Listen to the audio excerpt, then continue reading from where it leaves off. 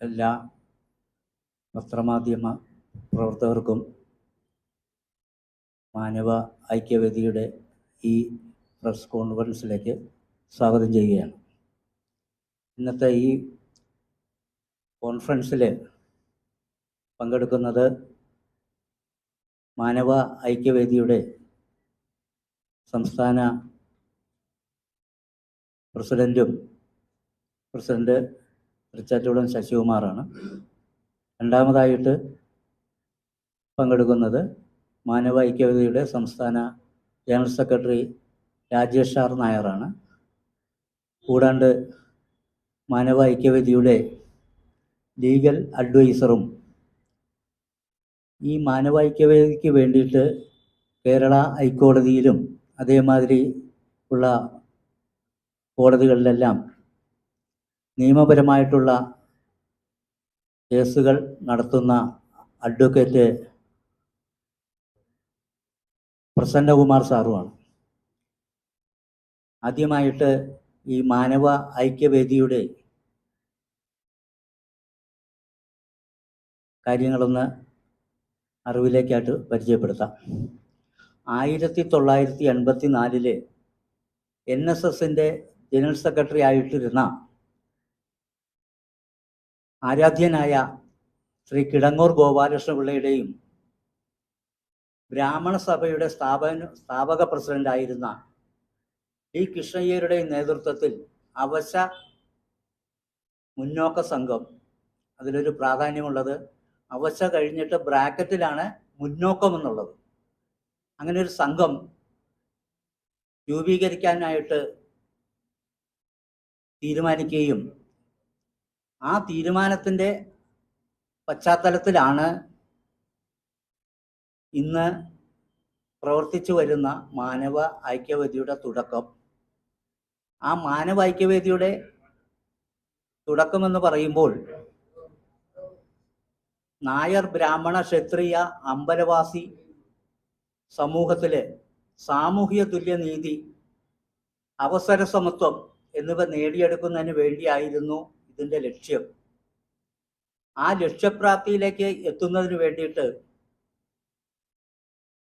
1984 രൂപീകൃതമായ അവശ മുന്നോക്ക സംഘം ധാരാളം പ്രവർത്തനങ്ങൾ ആ കാലയളവിൽ നടത്തുകയും അവശ മുന്നോക്ക സംഘം 84 തന്നെ പിന്നോക്ക വിഭാഗത്തിൽ 15% സംവരണം അനുവദിച്ചു കിട്ടാനുള്ള ആവശ്യങ്ങളും പരാതികളും ബന്ധപ്പെട്ട കേന്ദ്രങ്ങളിലും കേരള നിയമസഭയ്ക്കും എല്ലാം നൽകിയിട്ടുള്ളതാണ്.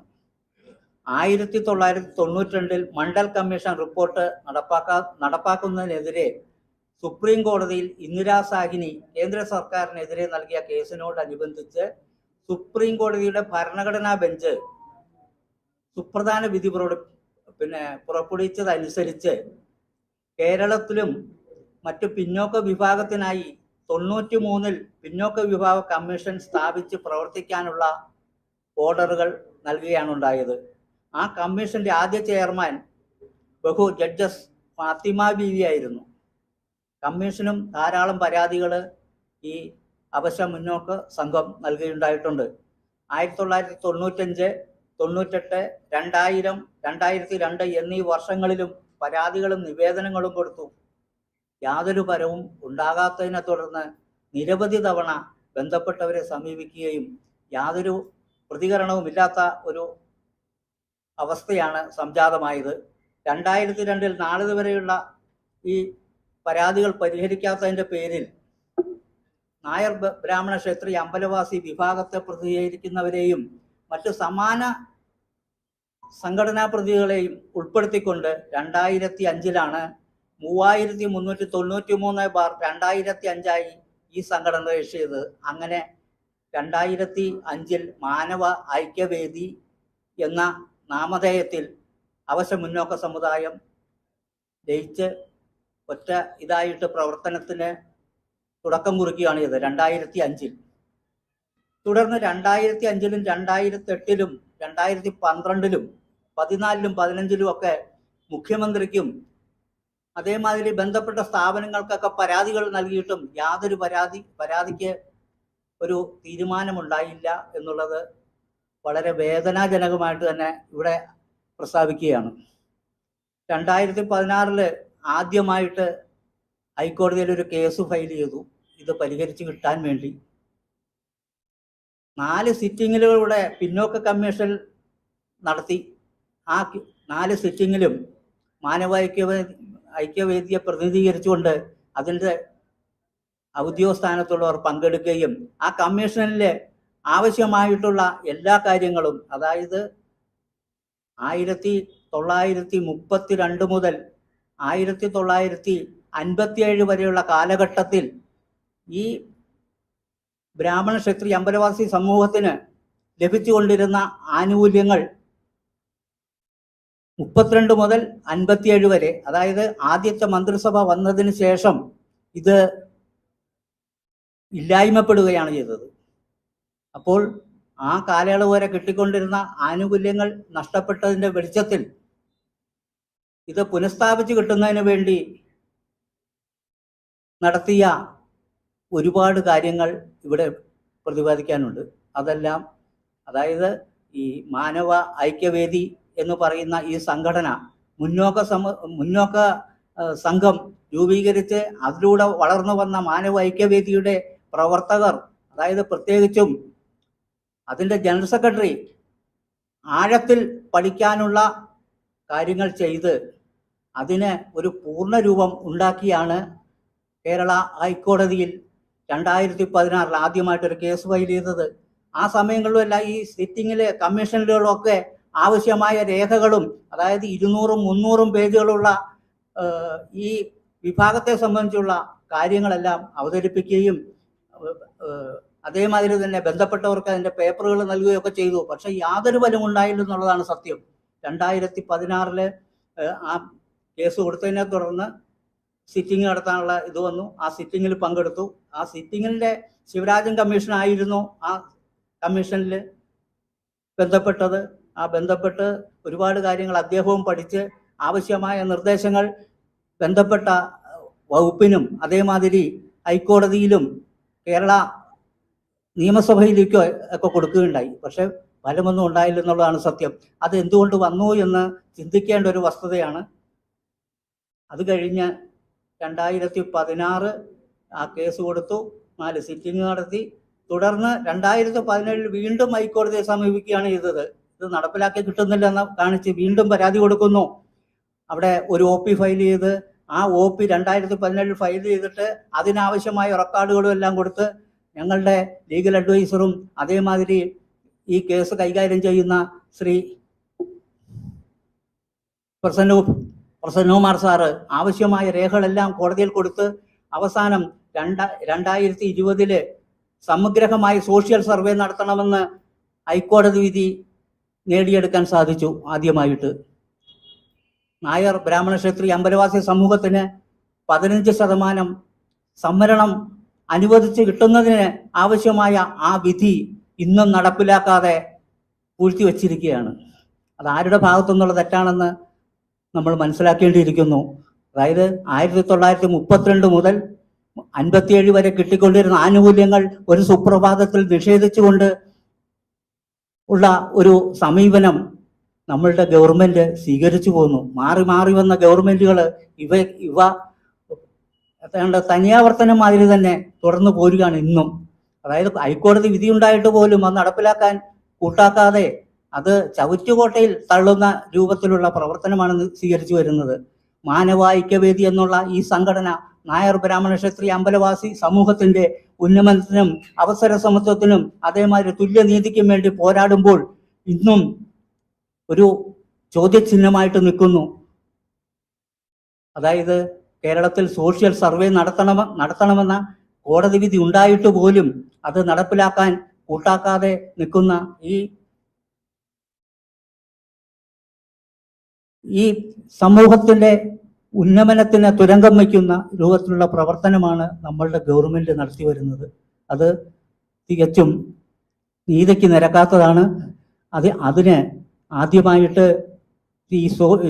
ഈ കോടതി അലക്ഷ്യ നടപടി സ്വീകരിക്കണമെന്ന് ആവശ്യപ്പെട്ട് വീണ്ടും 2023 വീണ്ടും ഞങ്ങൾ കോട്ടലക്ഷ്യത്തിന് കേസ് ഫയൽ ചെയ്തിരിക്കുകയാണ്. അതിന്റെ നടപടികളും ഒക്കെ ഇപ്പൊ നടന്നുകൊണ്ടിരിക്കുന്നു. ഇത് അവസര സമത്വത്തിനും തുല്യനീതിക്കും വേണ്ടി പോരാടുന്ന ഈ സമൂഹത്തിന്റെ ഉന്നമനത്തിനായിട്ട് നിലകൊള്ളുന്ന മാനവൈക്യവേദിയുടെ തുടർന്നുള്ള ധീരമായ സമര പോരാട്ടങ്ങളിലേക്ക് വീണ്ടും വലിച്ചിഴയ്ക്കുന്ന ഒരു സമീപനത്തിലേക്ക് പോയിക്കൊണ്ടിരിക്കുകയാണ്. ഇതിന്റെ കൂടുതൽ വിശദാംശങ്ങൾ ഞങ്ങളുടെ ജനറൽ സെക്രട്ടറി ഇവിടെ വിശദീകരിക്കും. അത് ഞങ്ങളോടൊപ്പം എല്ലാവരുടെയും സഹായ സഹകരണങ്ങൾ നിങ്ങളുടെ ഭാഗത്തുനിന്നൊക്കെ ഉണ്ടാവുമെന്നുള്ള പ്രതീക്ഷയോടുകൂടി നിർത്തുന്നു. നന്ദി, നമസ്കാരം. തൃച്ചാറ്റോളം ശശികുമാർ പ്രസിഡന്റാണ്. സെക്രട്ടറിയെ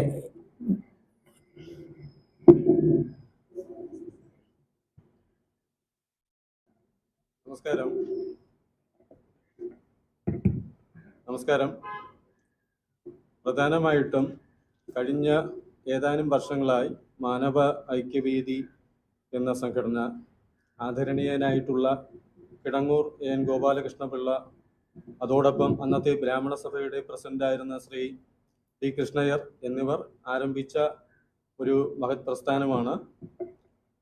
ഈ പ്രസ്ഥാനം സമൂഹത്തിൽ പ്രവർത്തിക്കുമ്പോൾ തന്നെ പരസ്യ പ്രചരണങ്ങൾക്കോ അല്ലെങ്കിൽ മറ്റു തരത്തിൽ ഗവൺമെന്റിനെയോ ജനങ്ങളെയോ ബുദ്ധിമുട്ടിക്കുന്ന തരത്തിലേക്കുള്ള പ്രവർത്തനങ്ങളിലോ സമര കോലാഹലങ്ങളിലേക്കോ പോയിട്ടില്ല. നിയമപരമായിട്ടുള്ള രീതിയിലാണ് ഇത്രയും കാലം പ്രവർത്തിച്ചു വന്നിട്ടുള്ളത്. എന്നാൽ അടുത്ത കാലത്തായി ഏതാനും ദിവസങ്ങളിലായി നമ്മുടെ സമൂഹത്തെ വർഗീയവൽക്കരിക്കുന്ന സാമുദായിക ജാതി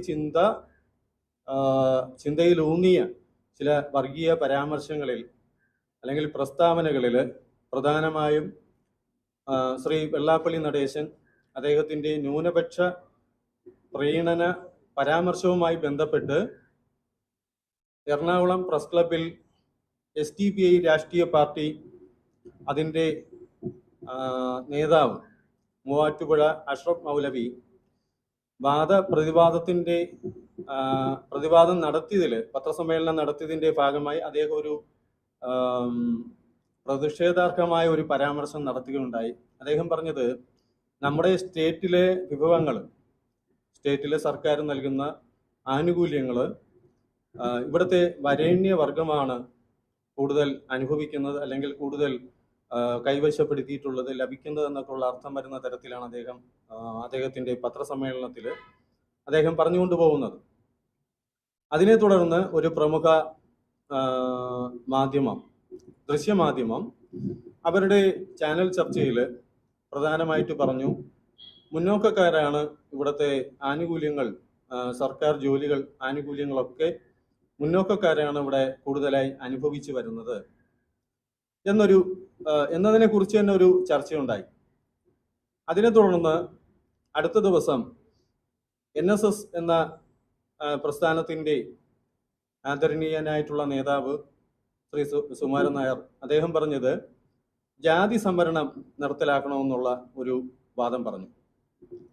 ഇതിന്റെ അടിസ്ഥാനത്തിൽ വീണ്ടും ഈ ദൃശ്യമാധ്യമത്തിൽ സംവരണത്തെക്കുറിച്ച്, സംവരണം നിർത്തണോ അതേ തുടർന്ന് പോകണോ എന്നതിനെ കുറിച്ചൊരു ചർച്ചയാണ് അതിൽ നടന്നിട്ടുള്ളത്. അതിൽ വീണ്ടും പറയുന്നത് ജാതി സമുദായങ്ങൾ അനുഭവിച്ചു വരുന്ന അതിനെക്കുറിച്ചുള്ള ലിസ്റ്റ് പറയുക, കണക്ക് പറയുകയാണ് അവർ. ഇതിന്റെ അടിസ്ഥാനത്തിൽ അടുത്ത ദിവസം CPMന്റെ പോഷക സംഘടനയായ പട്ടികജാതി ക്ഷേമ സമിതിയുടെ നേതാവ് അദ്ദേഹം സോമനാഥ് എന്ന് പറയുന്ന അദ്ദേഹം മുന്നൊരു ജനപ്രതിനിധിയും കൂടെയാണ്. അദ്ദേഹം പറഞ്ഞത് സമഗ്രമായിട്ടുള്ള സാമൂഹ്യ സർവേ, ജാതി സെൻസസ് ഇവയൊക്കെ സവർണ വിഭാഗത്തിൽപ്പെട്ട സമുദായ സംഘടനകൾ എതിർക്കുകയും ഭയപ്പെടുകയും ചെയ്യുന്നത് സ്റ്റേറ്റിലെ അധികാരം അല്ലെങ്കിൽ കൂടുതൽ ഭൂസ്വത്തുക്കളും ഒക്കെ തന്നെ ഇക്കൂട്ടർ കൈവശം വച്ചിരിക്കുന്നത് കൊണ്ടാണ് എന്നാണ് അദ്ദേഹം സോഷ്യൽ മീഡിയയിൽ കുറിച്ചതിനെ സംബന്ധിച്ച് പിറ്റേന്ന് മാതൃഭൂമി പത്രം റിപ്പോർട്ട് ചെയ്തിട്ടുള്ളത്. അപ്പൊ ഇത്തരത്തിലെ ഈ 4-5 സംഭവങ്ങളാണ് നമ്മുടെ ശ്രദ്ധയിൽപ്പെട്ടത്. ഈ ശ്രദ്ധയിൽ പെടുന്നതിനും പത്രസമ്മേളനം നടത്തുന്നതിനും പ്രതികരിക്കുന്നതിനും അടിസ്ഥാനപരമായിട്ടുള്ള സംഭവങ്ങളാണ് ഈ പറഞ്ഞിട്ടുള്ളത്. അദ്ദേഹം പറഞ്ഞത് സമഗ്രമായിട്ടുള്ള സാമൂഹ്യ സർവേ നടത്തുന്നതിൽ സവർണ വിഭാഗത്തിൽപ്പെട്ട സംഘടനകൾ എതിർക്കുന്നു അല്ലെങ്കിൽ ഭയപ്പെടുന്നു എന്നൊക്കെയാണ്. മറ്റൊന്ന് പറഞ്ഞിട്ടുള്ളത്, ഈ സ്റ്റേറ്റിലെ സമ്പത്ത് അത് പൊതുവായിട്ട് സർക്കാർ ഉദ്യോഗങ്ങൾ, നിയമസഭാ പ്രാതിനിധ്യം, അതുപോലെ തന്നെ ഉന്നത വിദ്യാഭ്യാസ രംഗത്തുള്ള പ്രാതിനിധ്യം, ഇവയൊക്കെ കൂടുതൽ മുന്നോക്കക്കാരാണ് കൊണ്ടുപോകുന്നത് എന്നാണ്. വസ്തുതാ വിരുദ്ധമായിട്ടുള്ള, തികച്ചും കള്ളമായിട്ടുള്ള ഈ കാര്യങ്ങൾ, ഇതിനകത്തൊരു വ്യക്തത പത്രമാധ്യമ സുഹൃത്തുക്കളോടും സഹോദരങ്ങളോടും സമൂഹത്തോടും പറയാനുള്ളത്, OBC ലിസ്റ്റിൽ പെട്ട രണ്ട് സമുദായങ്ങൾ അല്ലെങ്കിൽ രണ്ട് സമുദായത്തെ പ്രതിനിധീകരിച്ച് രണ്ട് വ്യക്തികളോ പ്രസ്ഥാനങ്ങളോ, SNDPയുടെ ഒരു പ്രതിനിധി എന്നുള്ള നിലയിൽ ശ്രീ വെള്ളാപ്പള്ളി നടേശൻ അദ്ദേഹവും മുസ്ലിം ജനവിഭാഗത്തിന്റെ പ്രതിനിധി എന്നുള്ള നിലയിൽ മൂവാറ്റുപുഴ അഷ്റഫ് മൗലവിയും പ്രതിനിധീകരിച്ച് പറഞ്ഞിട്ടുള്ളത്, ഇവർ രണ്ടു കൂട്ടരും, ഈ രണ്ട് സമുദായങ്ങളും സംസ്ഥാനത്തെ സാമൂഹ്യ പിന്നോക്ക പട്ടികയിലുള്ളവരാണ്. ഒരാൾക്ക് 12%, ഒരാൾക്ക് 14% സംവരണം, 40% വരുന്ന സംവരണ പട്ടികയിൽ അനുവദിച്ചിട്ടുണ്ട്. അതില് വീതം വയ്പ്പിനെ ചൊല്ലിയുള്ള തർക്കങ്ങളാണ്, വാദപ്രതിവാദങ്ങളാണ് ഇവർ രണ്ടുപേരും ഉന്നയിച്ചിട്ടുള്ളത്. 1932 മുതൽ 1956-57 കാലഘട്ടം വരെ നിലവിലുണ്ടായിരുന്ന നായർ, ബ്രാഹ്മണ, ക്ഷത്രിയ, അമ്പലവാസി എന്ന പിന്നോക്ക വിഭാഗത്തിന്, സമുദായങ്ങൾക്ക് ആ പട്ടികയിൽ നിന്നും 56-57 സർക്കാർ ഈ പറഞ്ഞ 4 സമുദായത്തെയും വിഭാഗത്തെയും നീക്കം ചെയ്തു. നീക്കം ചെയ്തതിനു ശേഷം കഴിഞ്ഞ 67 വർഷങ്ങളായി ഈ സമുദായം സാമൂഹ്യ പിന്നോക്ക പട്ടികയിലില്ല. അങ്ങനെ ഇരിക്കെ സാമൂഹ്യ പിന്നോക്ക പട്ടികയിൽ അഥവാ OBC പട്ടികയിലുള്ള രണ്ട് ജാതി സമുദായങ്ങൾ അവരുടെ സമ്പത്ത്, അത് ജോലിയാകാം, മറ്റു ഏതെങ്കിലും ആനുകൂല്യങ്ങൾ കിട്ടുന്നതാകാം, അക്കാര്യത്തിലുള്ള പരസ്പരമുള്ള തർക്കവാദ പ്രതിവാദങ്ങളിൽ ഈ പുറത്തു നിൽക്കുന്ന സമുദായത്തെ അനാവശ്യമായി വലിച്ചിഴച്ച്, കരിവാരി തേച്ച്, അപമാനപ്പെടുത്തി, അപകീർത്തിപ്പെടുത്തി നശിപ്പിക്കുന്നതിന് വേണ്ടിയിട്ടുള്ള പ്രവർത്തനങ്ങൾ ചെയ്യുന്നത് എന്തടിസ്ഥാനത്തിലാണെന്ന് പൊതുസമൂഹം, അതുപോലെ തന്നെ പത്രമാധ്യമങ്ങളും ശ്രദ്ധിക്കണം. 1. 2. 1992 മണ്ഡൽ കമ്മീഷൻ റിപ്പോർട്ട് തള്ളിക്കളഞ്ഞുകൊണ്ടുള്ള സുപ്രീം കോടതിയുടെ 9-അംഗ ഭരണഘടനാ ബെഞ്ചിന്റെ വിധിയിൽ സോഷ്യലി ബാക്ക്വേർഡിന് അഥവാ സാമൂഹ്യപരമായി പിന്നാക്കം നിൽക്കുന്ന ജനവിഭാഗത്തെ കണ്ടെത്തുന്നതിന് വേണ്ടിയിട്ട് സാമൂഹ്യ പിന്നോക്ക കമ്മീഷൻ രൂപീകരിക്കണമെന്ന് സ്റ്റേറ്റുകളോടും യൂണിയൻ സർക്കാരിനോടും ആവശ്യപ്പെട്ടിരുന്നു. ആ ഉത്തരവിന്റെ അടിസ്ഥാനത്തിൽ കേരളത്തിലും സാമൂഹ്യപരമായിട്ടുള്ള പിന്നോക്ക കമ്മീഷൻ സ്ഥാപിച്ചിട്ടുണ്ട്. വെള്ളമ്പലത്ത് കനകനഗറിലാണ് ആ പിന്നോക്ക കമ്മീഷൻ പ്രവർത്തിക്കുന്നത്. ആ പിന്നോക്ക കമ്മീഷൻ 92 ഭരണഘടനാ ഫുൾ ബെഞ്ചിന്റെ ഉത്തരവ് നാളിതുവരെയും കേരള സ്റ്റേറ്റ് ഗവൺമെന്റോ പിന്നോക്ക കമ്മീഷനോ നടപ്പാക്കിയിട്ടില്ല. അതായത് കേരളത്തിൽ 1932 ആദ്യമായിട്ടും അവസാനമായിട്ടും സോഷ്യൽ സർവേ നടത്തിയിട്ടുള്ളത്. ഇത് എല്ലാവരും ശ്രദ്ധിക്കേണ്ട ഒരു കാര്യമാണ്. 1932 സമഗ്രമായിട്ടുള്ള സോഷ്യൽ സർവേ നടത്തിയിട്ടുള്ളത്. 32 സോഷ്യൽ സർവേ നടത്തിയതിന്റെ അടിസ്ഥാനത്തിലാണ് 2024 ഏതെങ്കിലും ഈ പട്ടികയിൽ, സംവരണ പട്ടികയിലുള്ളവർക്ക് സംവരണം നൽകി വരുന്നത്. ബഹുമാനപ്പെട്ട സുപ്രീം കോടതിയുടെ 92 ഉത്തരവനുസരിച്ച് അന്ന് തന്നെ സുപ്രീം കോടതി പറഞ്ഞിരുന്നു, സാമൂഹ്യപരമായി പിന്നോക്ക പട്ടിക റിവേഴ്സ് ചെയ്യണം, പിന്നോക്കക്കാരാരാണെന്നുള്ളതിനെ കുറിച്ച് അന്വേഷിക്കണം, കണ്ടെത്തണം. അതിനെന്താ, ട്രാവൻകൂറിൽ പണ്ട് നടപ്പാക്കിയിരുന്ന സമഗ്രമായിട്ടുള്ള സോഷ്യൽ സർവേ ആണ് നടത്തേണ്ടതെന്ന് സുപ്രീം കോടതി പറഞ്ഞിട്ടുണ്ട്.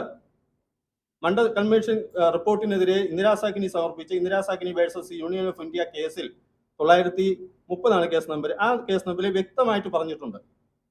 ഇങ്ങനെ ഇരിക്കെ അവശമുന്നോക്ക സംഘം 84 മുതൽ, മാനവ ഐക്യവേദി 2005 മുതൽ ആവശ്യപ്പെടുന്നതാണ് സ്റ്റേറ്റിലെ സമഗ്രമായിട്ടുള്ള സോഷ്യൽ സർവേ നടത്തണം. മാനവ ഐക്യവേദി നായർ, ബ്രാഹ്മണ, ക്ഷത്രിയ, അമ്പലവാസി സമുദായത്തെ പ്രതിനിധീകരിക്കുന്ന മാനവ ഐക്യവേദി സംഘടന 2005 മുതൽ ആവശ്യപ്പെടുന്നു.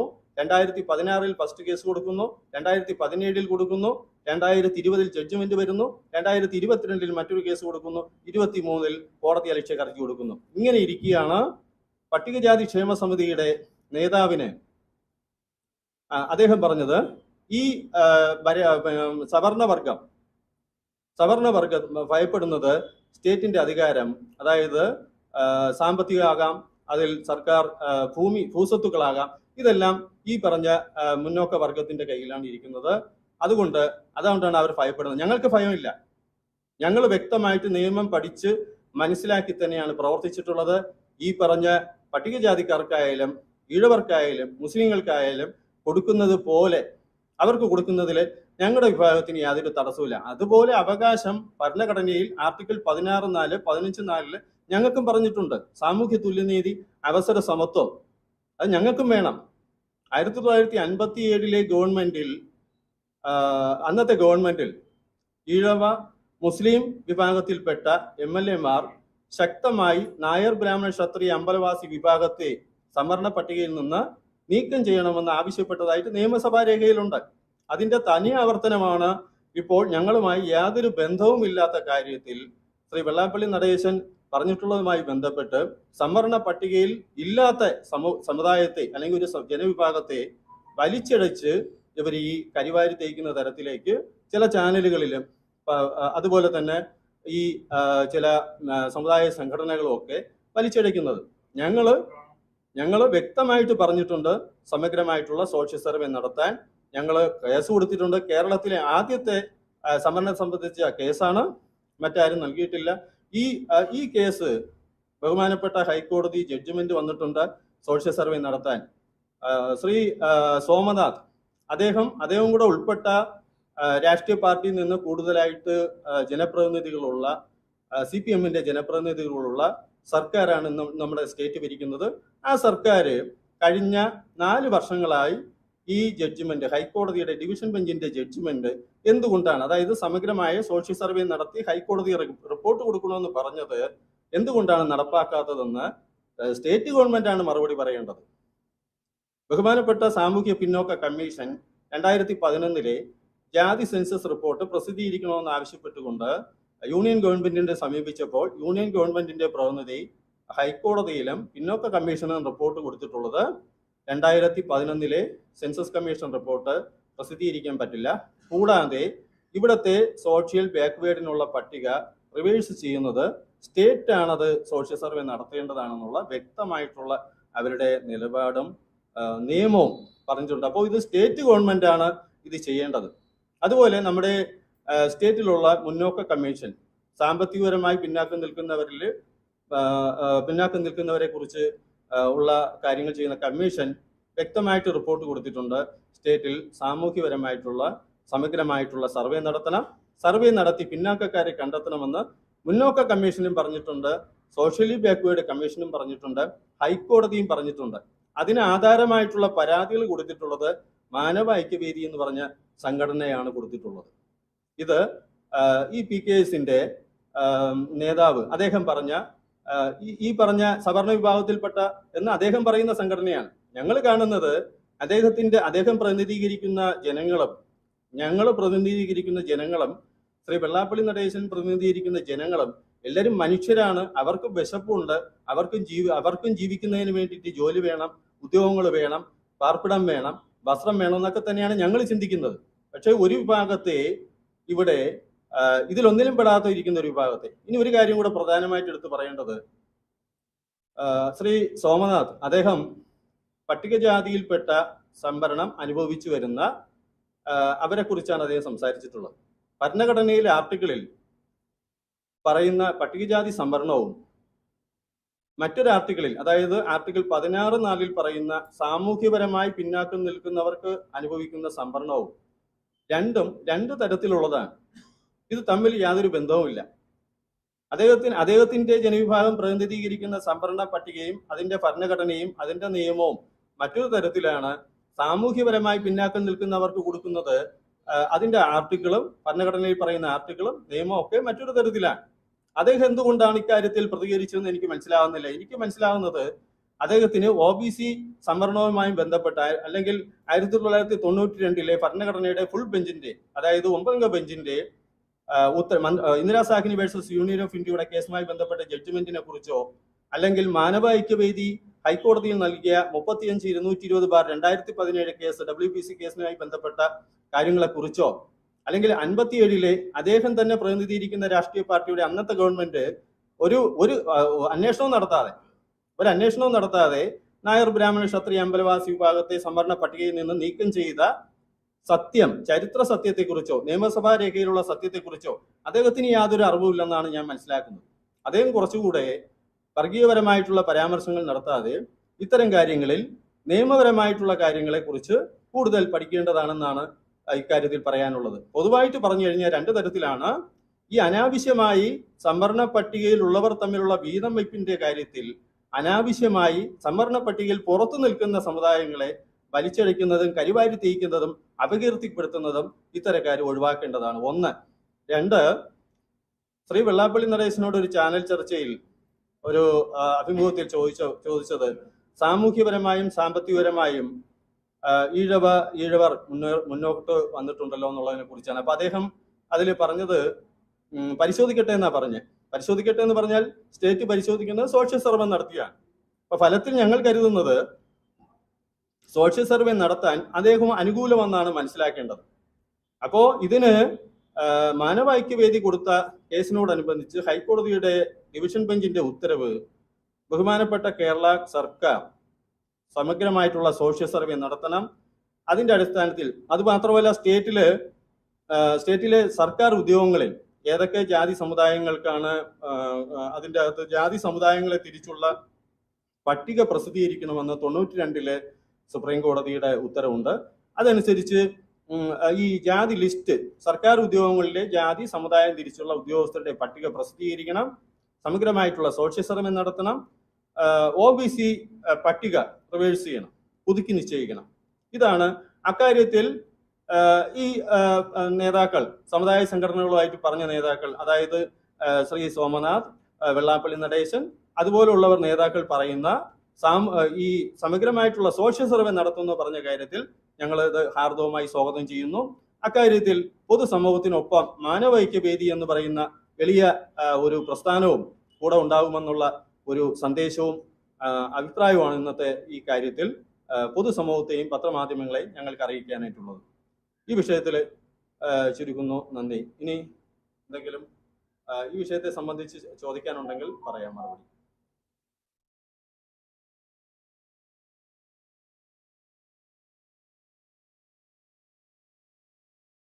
ഇതിനോടനുബന്ധിച്ച് പത്രസുഹൃത്തുക്കൾക്ക് എന്തെങ്കിലും സംശയം ഉണ്ടെങ്കിൽ ചോദിച്ചാൽ പറയാം.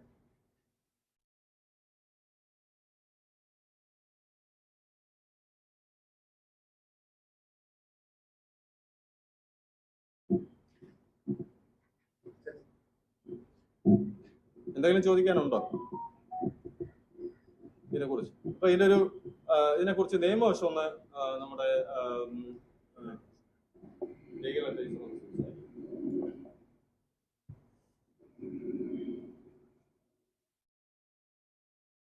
ഡിയർ ഫ്രണ്ട്സ്, ഇതില് നിയമവശം ഇപ്പോൾ പറയുകയാണെങ്കിൽ ഈ സാമൂഹിക സോഷ്യോ എക്കണോമിക് സ്റ്റഡി അത് നടത്താനായിട്ടുള്ള വിധി ബഹുമാനപ്പെട്ട ഹൈക്കോടതി പുറപ്പെടുവിച്ചിട്ടുണ്ട്. അത് നാളിതുവരെ നടപ്പാക്കാത്തത് കൊണ്ട് ആ കേസിന്മേലൊരു കണ്ടംപ്റ്റ് കോർട്ടലക്ഷ്യ കേസ് നിലനിൽക്കുകയാണ്. ആ കേസിൽ ഇടയ്ക്ക് സുപ്രീം കോടതി പോയി ഏതോ ഒരു സംഘടനയോ മറ്റോ അതിനൊരു സ്റ്റേ വാങ്ങിയിട്ടുണ്ടായിരുന്നു. 2 സ്റ്റേ ലിഫ്റ്റ് ആയിട്ടുണ്ട്. ഇനി ഒരു സ്റ്റേയും കൂടി കിടക്കുന്നുണ്ട്. അതുകൊണ്ട് ആ കേസ് നീളുകയാണ്. കേസ് ഇരിക്കെ തന്നെ സർക്കാരിന് ബഹുമാനപ്പെട്ട ഹൈക്കോടതി, കേരള ഹൈക്കോടതി പുറപ്പെടുവിച്ച വിധി നടപ്പാക്കാവുന്നതേ ഉള്ളൂ. കാരണം എല്ലാവരും പറയുന്നത് ജാതി സെൻസസ് എടുക്കണം എന്നാണ്. ജാതി സെൻസസ് എടുത്തിട്ട് കാര്യമില്ല. ജാതി സെൻസസ് എന്ന് പറയുന്നത് ഓരോ ജാതിയിലും പെട്ട ആളുകൾ എത്രയുണ്ട്, അതല്ല വിഷയം. ആ ഓരോ വിഭാഗത്തിനും എത്ര ജനപ്രാതിനിധ്യ അംഗങ്ങളുണ്ട്, അല്ലെങ്കിൽ അവരുടെ ആൾക്കാർക്ക്, ആ വിഭാഗത്തിലെ സാമുദായിക അംഗങ്ങൾക്ക് എത്ര പേർക്ക് ഗവൺമെന്റ് സ്ഥാപനങ്ങളിൽ ജോലി, കേന്ദ്രമാണേലും സംസ്ഥാനമാണേലും ജോലിയുണ്ട്. ഇതിന്റെ അടിസ്ഥാനത്തിലാണ് ഒരാളുടെ പിന്നോക്കാവസ്ഥ നിശ്ചയിക്കുന്നത് ഭരണഘടനാ പ്രകാരം. ഇതാരെങ്കിലും വെറുതെ പറയുന്നതല്ല, അതാണ് നടത്തേണ്ടത്. ഇത് ജാതി സംവരണം എന്ന് പറയുന്നത് അതൊരു വെറും പൊളിറ്റിക്കൽ ആയിട്ടുള്ളൊരു മുദ്രാവാക്യമാണ്. കാരണം ഓരോ ജാതി, കാരണം ഇപ്പോഴേ ഒരു കാര്യമുണ്ട്, മൊത്തം വോട്ടെന്ന് പറയുന്നത് നമ്മുടെ ജനാധിപത്യ പ്രക്രിയയെ, അതിന്റെ ജനാധിപത്യ മൂല്യങ്ങളെ തന്നെ അതിന്റെ അന്തസ്സത്തെ കെടുത്തിക്കൊണ്ടാണ് ഇപ്പോഴും നിർഭാഗ്യമാണത് നടന്നു വന്നുകൊണ്ടിരിക്കുന്നത്. അതായത് ജാതിയാണ് വിഷയം. ഓരോ മണ്ഡലങ്ങളും അല്ലെ ഒരു വാർഡ് തലത്തിലുള്ള അല്ലെ പാർലമെന്റ് മണ്ഡലങ്ങളിലും എത്ര ജാതിയുണ്ട് എന്നുള്ളതാണ്. ആ ജാതിയിലെ ആളിനെ പിടിച്ച് സ്ഥാനാർത്ഥിയാക്കുക, ഇത്തരം വിഷയങ്ങളാണ്. അല്ലാതെ അവിടുത്തെ ഒരു പൊതുസമ്മതനായ ഏറ്റവും നല്ല ഒരു പ്രവർത്തകനെ അല്ല നോക്കുന്നത്. വെറും ജാതി നോക്കി വോട്ട് ചെയ്യുന്ന ഒരു കൾച്ചറാക്കിയിട്ട് ജനാധിപത്യ പ്രക്രിയ അതപ്പതിച്ചിരിക്കുകയാണ്. അപ്പൊ അതിന്റെ തുടർച്ചയാണ് ഈ ജാതി സംവരണം എന്ന് പറയുന്നത്. ഇപ്പൊ നമ്മൾ പറയാനുള്ളത്, സ്ഥിരമായി ആരെങ്കിലും പിന്നോക്കം അവസ്ഥയില്ല. കാരണം മൊബിലിറ്റി ഉണ്ട്, സാമൂഹിക സോഷ്യൽ സ്ട്രാറ്റിഫൈഡ് ആണ്, പല പല തട്ടുകളാണ് സമൂഹം. എന്നിരുന്നാലും അപ്വേർഡ് ആൻഡ് ഡൗൺവേർഡ് മൂവ്മെന്റ് ഉണ്ടാകും. അതാണ് സാമൂഹിക സോഷ്യോളജി പറയുന്നത്. അപ്പൊ അത് പഠിക്കണമെങ്കിൽ സാമ്പത്തിക സാമൂഹിക പഠനം, സോഷ്യോ എക്കണോമിക് സ്റ്റഡിയാണ് നടത്തേണ്ടത്. അപ്പൊ ഓരോ വിഭാഗത്തിന് എത്രയെന്ന് മനസ്സിലാക്കും. അതിന്റെ അടിസ്ഥാനത്തിലാണ് സംവരണ പെർസെൻറ്റേജ് ശതമാനം നിശ്ചയിക്കേണ്ടത്. അല്ലാതെ സ്ഥിരം കുറെ ആളുകൾ പിന്നെ അവരെല്ലാം പിന്നെ പിന്നോക്കം, കുറെ ആളുകൾ മുന്നോക്കം എന്ന് പറയുന്നത് അശാസ്ത്രീയമായ കാര്യമാണ്, ഭരണഘടനയ്ക്ക് എതിരുമാണ്. അപ്പൊ അതിലാണ് നമ്മൾ ഊന്നൽ കൊടുക്കുന്നത്. അത് നിശ്ചയിക്കേണ്ടത് പഠനമാണ്. അതിനാണ് ഇവിടെ ഒരു പിന്നെ പിന്നോക്ക കമ്മീഷനെ വെച്ചിരിക്കുന്നത്. അത് എല്ലാ സംസ്ഥാനത്തും ഉണ്ട്, കേന്ദ്ര തലത്തിലും ഉണ്ട്. നമ്മുടെ കണ്ടംപ്റ്റ് ഓഫ് കോർട്ട് ഫയൽ ചെയ്ത് കഴിഞ്ഞപ്പോൾ കേന്ദ്രത്തിൽ നിന്ന് വന്ന പിന്നെ അതിന്റെ ഉന്നത ഉദ്യോഗസ്ഥ എന്ന് പറഞ്ഞത്, ഇത് നമ്മൾക്ക് ചെയ്യേണ്ട കാര്യമല്ല, അതായത് സംസ്ഥാനത്താണ് ചെയ്യേണ്ടത്. സംസ്ഥാന ഗവൺമെന്റ് പിന്നോക്ക കമ്മീഷന് എല്ലാവിധ സപ്പോർട്ടും കൊടുക്കണം, പിന്നെ ഈ പ്രവർത്തനത്തിനായിട്ടുള്ള എല്ലാ സഹായവും ചെയ്യണം. അത് ഗവൺമെന്റിന്റെ ജോലിയാണ്. ഈ റിപ്പോർട്ട് തയ്യാറാക്കേണ്ടത് ഈ പിന്നോക്ക കമ്മീഷനാണ്. പക്ഷേ ഈ 3 പതിറ്റാണ്ടായിട്ടും ഒന്നുമില്ല. അതിനിടയ്ക്ക് തന്നെ ചില വിഭാഗങ്ങളെ ഏകപക്ഷീയമായി പിൻവാതിലൂടെ നിയമിക്കുന്ന പോലെ ഏകപക്ഷീയമായി ഒരു സർവേ നടത്താതെ അങ്ങ് പിന്നോക്കമായിട്ട് പറയുകയാണ്. അപ്പൊ ആളും നോക്കി ചുമ്മാതെ ഓരോ സ്ഥാപിത താല്പര്യപ്രകാരം ചെയ്യേണ്ട വിഷയമല്ലത്. വളരെ ഗൗരവമായ വിഷയമാണ്. കാരണം എല്ലാ ആൾക്കാർക്കും തുല്യ നീതി, തുല്യ അവസരം കൊടുക്കേണ്ടതാണ്. അപ്പൊ അതില് സംവരണം എന്ന് പറയുന്നത് ഈ ഒരു അടിസ്ഥാനത്തിലായിരിക്കണം. എത്ര അർഹത ഉണ്ട്, എത്ര പെർസെൻറ്റേജ്, എത്ര ശതമാനം അർഹതയുണ്ട് എന്നുള്ളത് പഠനത്തിലൂടെ നിശ്ചയിക്കേണ്ട കാര്യമാണ്. അതല്ലാതെ ആരുടെയെങ്കിലും ഇഷ്ടാനിഷ്ടങ്ങൾ അല്ലെ ഏതെങ്കിലും പ്രീണനം വഴിയല്ല ചെയ്യേണ്ടത്. അപ്പൊ എൻ്റെ അഭിപ്രായത്തിൽ സ്ഥിരമായി ഒരു വിഭാഗവും പിന്നോക്കമോ മുന്നോക്കമോ അല്ല, അത് പഠനത്തിലൂടെ സ്ഥാപിച്ചെടുക്കേണ്ട കാര്യമാണ്. ഇത്രയും മാത്രമേ പറയുന്നുള്ളൂ.